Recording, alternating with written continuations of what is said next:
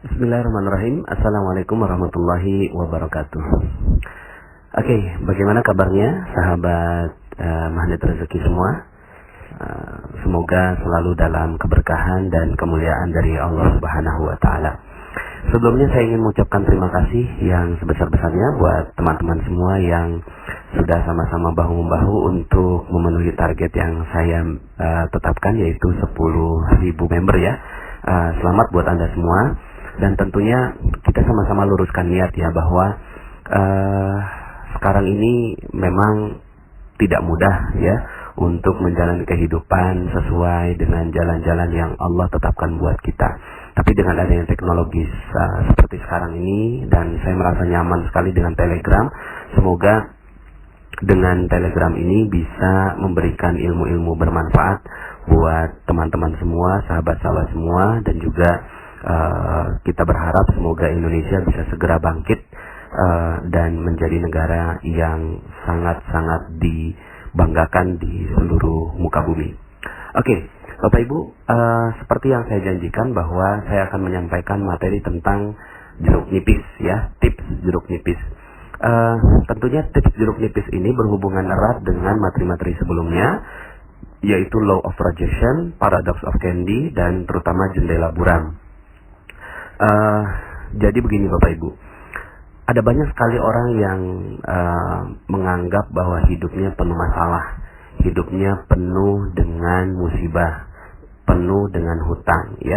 Dalam materi sebelumnya, lunas hutang seketika, saya sampaikan bahwa sebenarnya kita udah nggak punya hutang lagi kan.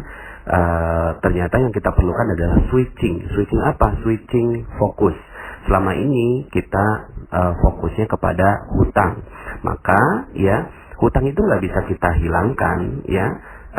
Kemudian dia memang realitanya ada, tapi yang bisa kita lakukan adalah kita men-switch pikiran kita, men-switch alam bawah sadar kita bahwa kita udah nggak punya utang. Yang kita punya adalah amanah, dan amanah itu konotasinya jauh lebih positif dibandingkan dengan hutang. Kalau hutang tuh kita rendah sekali gitu ya. Kalau hutang tuh kita merasa kita hina dan seterusnya. Tapi kalau amanah, maka kita merasa step kita jauh lebih tinggi, tapi kemudian kita bertanggung jawab gitu ya, bertanggung jawab penuh terhadap amanah yang Allah titipkan untuk kita ya. Nah, dalam Paradox of Candy juga disampaikan bahwa rezeki dan bungkusnya ya, isi dan bungkusnya itu satu paket. Kita nggak mungkin bisa menikmati isinya tanpa ada bungkusnya. Nah, bungkusnya itulah sesuatu yang kita nggak suka gitu ya. Kita nggak suka, kita nggak butuh gitu ya. Kadang ujian, cobaan, musibah, hinaan, cacian, makian, dan seterusnya, kita nggak suka dengan hal-hal seperti itu. Tapi itu satu paket Bapak Ibu. Itu satu paket yang tidak bisa tidak harus kita terima ya. Bahkan tidak mungkin ada orang yang menerima rezeki tanpa dia mendapatkan paket bungkusnya bungkusnya. Nah, maka yang perlu kita lakukan adalah kita menerima bungkusnya itu dengan lapang dada, ikhlas, ridho, penuh dengan kesyukuran kepada Allah Subhanahu wa taala. Ya Allah, ya, udah kerjain belum tugasnya gitu ya. Ya, kerjakan ya. Ya Allah, saya syukuri hutang ini atau amanah ini, saya syukuri musibah ini, ujian ini, dan meyakini bahwa ini adalah bagian dari rezeki yang indah dari Engkau. Nah, ketika itu sudah ada dalam diri kita, pertanyaannya, emang kita masih punya masalah? Udah nggak punya toh? Ya, kita udah nggak punya masalah Bapak Ibu, karena masalah itu adalah paket rezeki. Ya, dia adalah bungkus rezeki yang ada dalam diri kita. Semakin ikhlas kita, semakin ridho kita menerima masalah itu, semakin kita lapang dada menerima masalah itu, semakin besar rezeki yang akan diterima. Maka kita udah nggak punya masalah kan? Ya, kita udah nggak punya masalah Bapak Ibu. Ya, maka saya berharap sekali Bapak Ibu mengulang-ulang materi tentang Paradox of Candy dan mengatakan bahwa kita udah nggak punya masalah. Ya, nah maka kita akan bicara tentang tips jeruk nipis ini ya, untuk menambahkan dosis dari ilmu Paradox of Candy dan Law of Projection. Oke Bapak Ibu, cuma sebelumnya saya minta Bapak Ibu pejamkan mata, boleh ya? Pejamkan mata, saya mau lakukan visualisasi nih gitu ya. Saya melakukan visualisasi. Boleh? Sekarang dong tutup matanya. Oke, tutup ya. Kan ini kan cuma audio. Udah tutup mata belum? Kalau belum, tutup mata dulu ya. Oke, sekarang sudah ya.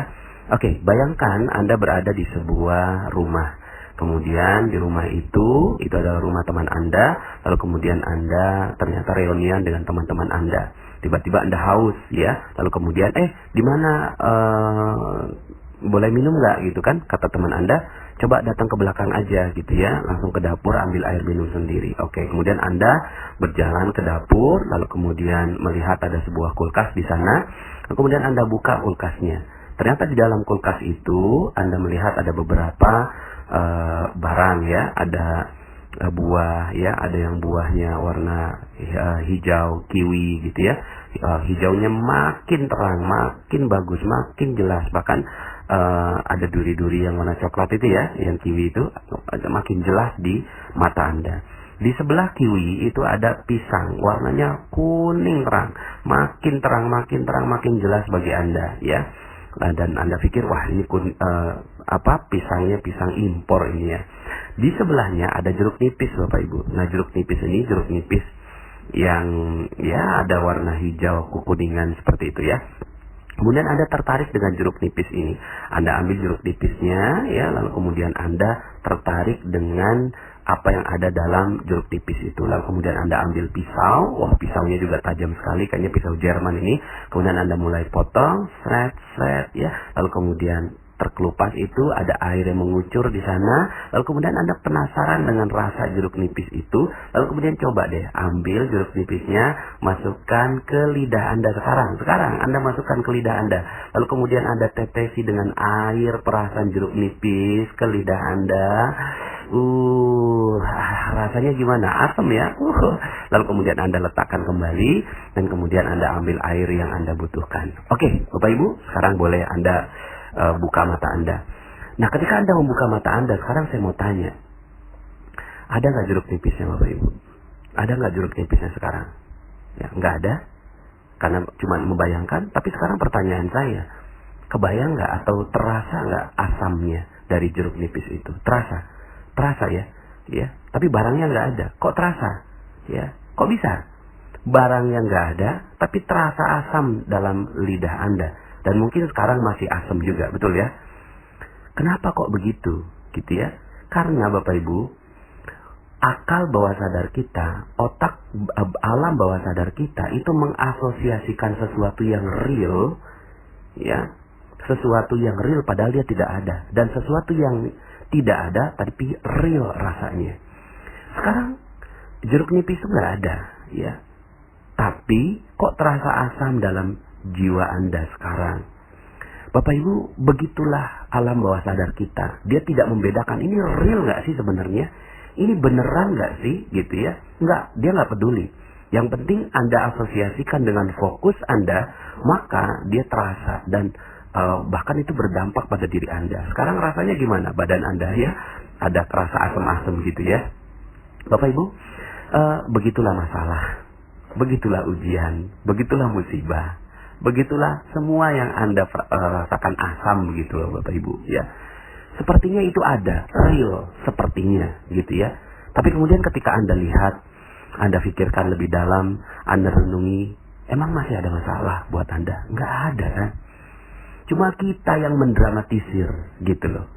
Kita yang mendramatisir masalah, sampai ada lagu yang sangat terkenal gitu ya. Sakitnya tuh di sini, di dalam hatiku, di mana? Di mana? Emang kita tahu rasanya? Emang udah dibelek begitu ya? Ada rasanya di situ, sakit di situ? Enggak juga gitu ya. Sebenarnya kita yang lebay Bapak Ibu. Kita yang mendramatisir hutang 1 miliar, 500 miliar, atau berapa miliar pun sekalipun ya. Atau bahkan hanya 5 juta, 10 juta. Lalu kemudian Anda katakan bahwa ini hidup berat sekali gitu ya. Anda harus terusir dari rumah kontrakan Anda 2 jam lagi. Lalu kemudian, aduh Kak, bagaimana kalau saya seandainya ini nggak punya uang? Apa yang harus terjadi pada kehidupan saya? Anak saya udah ada 2. Itu kan apa kata orang? Hey, mana itu semua? Nggak ada kok. Nggak real kok. Itu cuma bayangan dalam pikiran Anda. Jeruk nipis Anda itu. So what gitu loh. Kalau memang waktunya tiba, pas jam yang memang harus ditentukan Anda harus keluar dari rumah kontrakan Anda, so what gitu loh. Keluar aja. Iya, oke, nggak apa-apa. Orang mau bilang apa juga. Itu mah jeruk nipis yang ditanamkan pada diri kita. Padahal sesungguhnya it's not real. Itu nggak nyata, Bapak Ibu. Itu nggak nyata. Karena kehidupan kita, takdir kehidupan kita dari Allah Subhanahu wa Ta'ala adalah mulia dan bahagia. Udah nggak ada yang lain. Itu takdir kehidupan kita. Takdir kehidupan kita adalah mulia dan bahagia. Tidak menjadi mulia, tidak menjadi bahagia karena banyaknya jeruk nipis yang kita tetesi. Bahkan bukan hanya ditetesi di lidah, tapi ditetesi di jantung kita, di liver kita, di ginjal kita. Gitu ya. Kita tetesi di luka-luka kita. Semakin asam, semakin berat, semakin membuat kita akhirnya nggak bisa berbuat apa-apa. Lebay, Bapak Ibu. Mendramatisir gitu loh.